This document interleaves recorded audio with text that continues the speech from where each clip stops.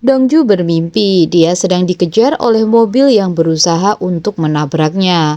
Nampak di situ ada siluet seorang pria. Akhirnya dia terjatuh. Kemudian dia pun tersadar. Nampak seorang pria memberikan suntikan kepada Dongju. Tentu saja hal itu untuk mengobatinya karena Dongju terluka parah. Sementara itu Hu Ildu masih terlihat sangat lesu karena belum bisa menemukan Dongju. Di saat bersamaan, Ketua Cha sedang diam-diam ingin meminum alkohol. Ketika dia memanggil Ildu, tiba-tiba Sekretaris Gong datang dan langsung merebut alkohol yang ada di tangan Ketua Cha. Ketua Cha pun kembali ke kamarnya. Saat Sekretaris Gong bertanya kepada Hu Ildu, tiba-tiba Hu Ildu hanya pergi meninggalkannya. Sekretaris Gong teringat bahwa ada orang yang mengambil buku Ketua Cha dan dia melihat Ildu bersembunyi. Hu Ildu kemudian menemui Ketua Cha dan mengatakan bahwa Jaksayom berusaha mengincar Daisan Energi. Mendengar hal itu, Ketua Cha sangat muak dengan semuanya perbuatan dari Jaksayom. Kini dia sangat ingin meminum soju, tetapi Ketua Cha lupa paspor berangkasnya. Dia sangat frustasi karena tidak ada Dongju di sampingnya. Kini Ketua Cha berencana memberikan sejumlah uang kepada Jaksayom. Ketua Cha pun akan memberikan paspor berangkas kepada Ildu untuk mengambil sejumlah uang. Dia pun mengambil secari kertas dari sebuah buku, di mana itu adalah paspor dari berangkas uangnya. Ketua Cha juga meminta Hu Ildu untuk segera memfoto paspor dari berangkas tersebut. Setelah kembali ke kamarnya, Hu Ildu tiba-tiba melihat So Dongju datang. Dia nampak sangat kaget dan terus memanggil nama Dongju. Tetapi ternyata itu adalah pengawal lain. Cha Donghui terlihat menemui suaminya. Dia mengatakan bahwa Jaksayom sudah memperkoki enam yang berusaha pergi bersama Dongju. Selain itu, Cha Donghui juga menginginkan agar Dongju segera disingkirkan dari Daisan Group karena kedekatannya dengan Sunwoo. Hal itu bisa menyingkirkan Taehyun yang akan menjadi pewaris dari Daisan Group. Mimpi Dongju pun berlanjut. Dia terlihat terluka setelah mengalami kecelakaan. Tiba-tiba ada seorang anak berbaju putih yang menghampirinya. Tiba-tiba seorang wanita berteriak memanggil nama Song Yun. Dongju pun kemudian sadar karena Dongju berusaha berjalan. Wonbi tiba-tiba terbangun. Dongju akhirnya mengatakan bahwa dia sangat lapar.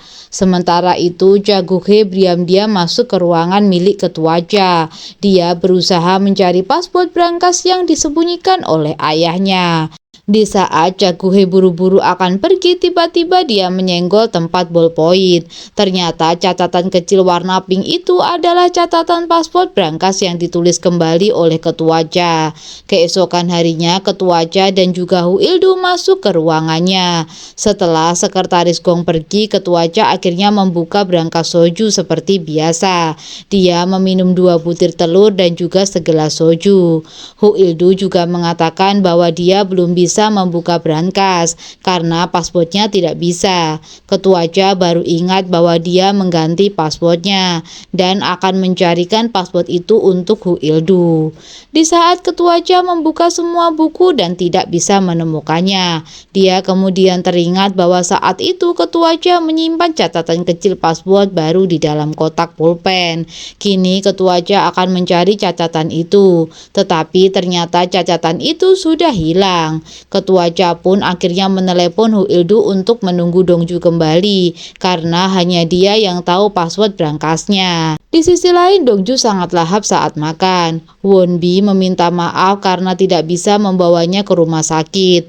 Dia pun memperkenalkan dirinya. Dongju kemudian menyebut dirinya sebagai Song Yun.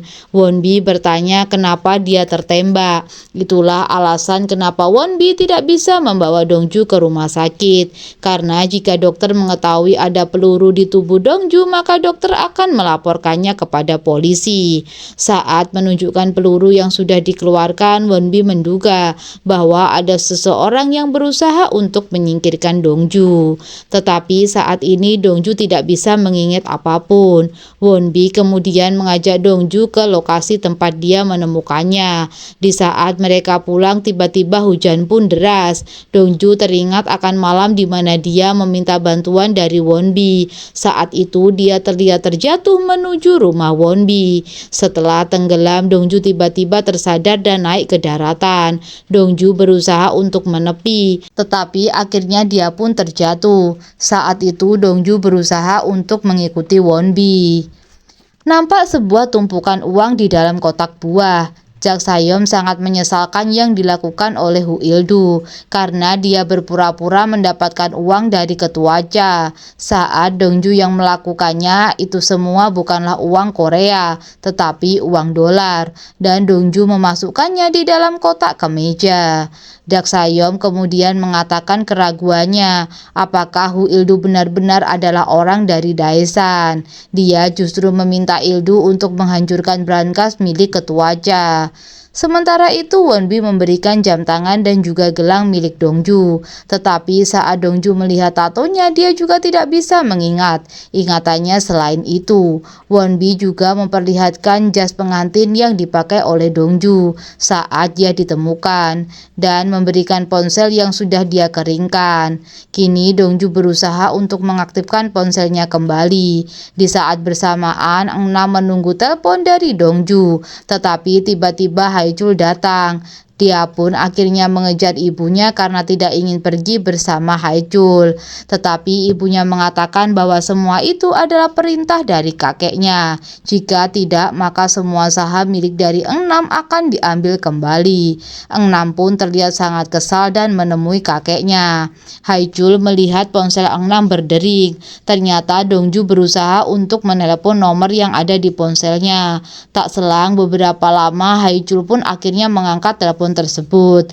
Dia mendengar suara Dongju dan kemudian memakinya. Setelah mengatakan bahwa Dongju adalah orang yang brengsek, tiba-tiba ponsel itu pun mati. Di sisi lain, Engnam masih bernegosiasi dengan kakeknya. Dia tidak ingin kembali, tetapi kakeknya mengatakan bahwa pernikahan Engnam dan Haijul adalah sebuah bisnis. Engnam tidak bisa serakah karena menginginkan Dongju dan juga menginginkan saham dari Daesan. Itulah kenapa dia harus bertahan menjadi menantu dari keluarga Jak Sayom. Sementara itu, Haijul meminta air es kepada sekretaris Gong.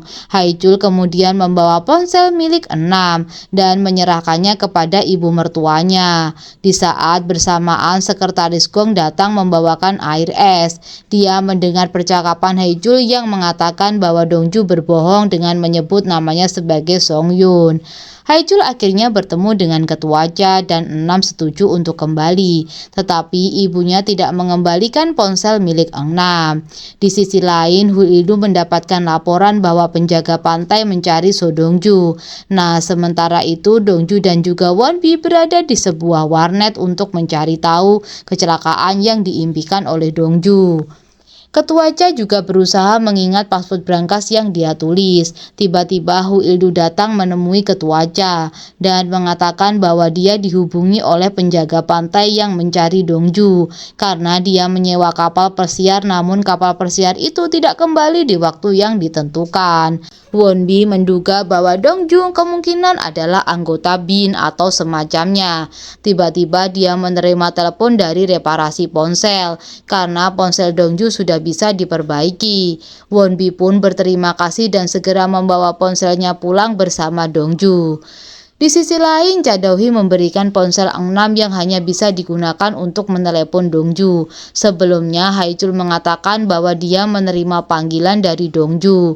Hu Ildu menganggap itu semua adalah omong kosong, tetapi Donghui meyakinkan bahwa Haijul mengenali suara dari Dongju. Dalam perjalanan pulang, Dongju menerima telepon dari ponsel Engnam. Karena sebelumnya Haijul memakinya, dia pun kini menduga bahwa penelepon tersebut adalah orang yang menembaknya. Dongju pun berjanji akan segera datang untuk membunuhnya. Mendengar hal itu, Wonbi sangat terkesan dengan apa yang dikatakan oleh Dongju, karena nomor itu adalah satu-satunya yang bisa dihubungi oleh Dongju. Sepertinya orang yang menelepon itu adalah seorang pengkhianat. Ponsel Dongju tiba-tiba rusak kembali. Mendengar Dongju masih hidup, Jak Sayom sangatlah senang. Dia pun meminta Guho dan juga Hu Ildu untuk segera menemukan Dongju. Dongju dan membawanya hidup-hidup, karena Dongju harus segera mengungkap password tersebut. Tiba saatnya Hu Ildu dan juga Guho mencari Dongju. Mereka pun akan berpencar. Dongju terlihat menaiki perahu bersama Wonbi untuk pergi ke suatu tempat. Ternyata dia mencari tahu lokasi tempat kecelakaan yang ada di mimpi Dongju. Di saat bersamaan, Hu Ildu mendatangi kapal persiar yang digunakan oleh Dongju, tetapi dia tidak menemukan apapun. Hu Ildu pun naik ke bagian atas perahu dan menemukan bercak darah milik Dongju. Dia berusaha untuk menghilangkannya. Di saat bersamaan, Dongju melihat Hu Ildu yang berada di atas kapal pesiar. Di saat bersamaan, Jak Sayom menerima telepon dari seorang pria yang ternyata orang yang mengelola bisnis properti milik Jak Sayom. Guho terlihat mencari Dongju di beberapa tempat. Jak Sayom kemudian menghubungi Hu Ildu dan mengatakan bahwa Hu Ildu harus meminta maaf kepada Dongju. Di saat bersamaan, Guho akan melumpuhkan Dongju dari arah belakang. Guho kemudian menemukan sebuah toko reparasi ponsel. Di sisi lain, saat Hu Ildu akan kembali, tiba-tiba dia melihat perahu milik Dongju melintas. Tentu saja Hu Ildu sangat kaget, hingga akhirnya dia terjatuh. Dongju yang melihat hal itu tiba-tiba langsung menyelam untuk menyelamatkan Hu Ildu. Kemudian Hu Ildu dibawa ke rumah sakit. Hu Ildu masih tidak menyangka bahwa Dongju menyelamatkannya. Sementara itu, kondisi kesehatan Dongju menurun kembali. Hu Ildu mengingat kembali ketika Dongju menyelamatkannya yang tenggelam. Guho juga menjaga Hu Ildu dan mengatakan bahwa dia belum bisa menemukan Dongju. Guho mendatangi tempat terakhir kali dia melihat Dongju. Ternyata seorang anak kecil mendatanginya. Guho pun menunjukkan foto Dongju. Saat Wonbi kembali ke tempat reparasi ponsel, pemilik toko mengatakan bahwa ada seseorang yang mencari Dongju. Wonbi pun buru-buru kembali dan membawa Dongju pergi. Tak lama Guho datang dan menemukan rumah milik Wonbi. Mereka pun diam-diam akan masuk ke rumah tersebut. Tetapi ternyata semuanya sudah pergi. Mereka kehilangan Wonbi dan juga Dongju. Guho pun memberitahu Jak Sayom bahwa dia belum bisa menemukan Dongju. Tetapi tampaknya dia menemukan bukti bahwa Dongju masih hidup. Setelah Guho pergi, tiba-tiba Wonbi muncul dari bawah lemari. Ternyata mereka bersembunyi di dalam lemari tersebut. Wonbi kemudian melepas jenggot palsunya dan kabur bersama Dongju. Ildu bertanya kepada Engnam apakah dia mendapatkan kabar dari Dongju. Haechul berharap bahwa Dongju mati. Engnam mengatakan bahwa dia melihat Haechul bukan sebagai seorang suami, melainkan sebagai seorang pria. Haechul pun berusaha untuk mencium Engnam, tetapi Engnam menolaknya. Kemudian Engnam pergi ke suatu tempat menggunakan mobilnya. Di saat bersamaan, sebenarnya Dongju melintas di depan mobil Engnam, tetapi Engnam tidak melihat hal tersebut. Kemudian Engnam melanjutkan perjalanannya. Engnam ternyata mendatangi sebuah butik dan sedang menunggu Haechul. Di saat Haechul masuk ke dalam butik, ternyata Dongju juga berada di butik tersebut.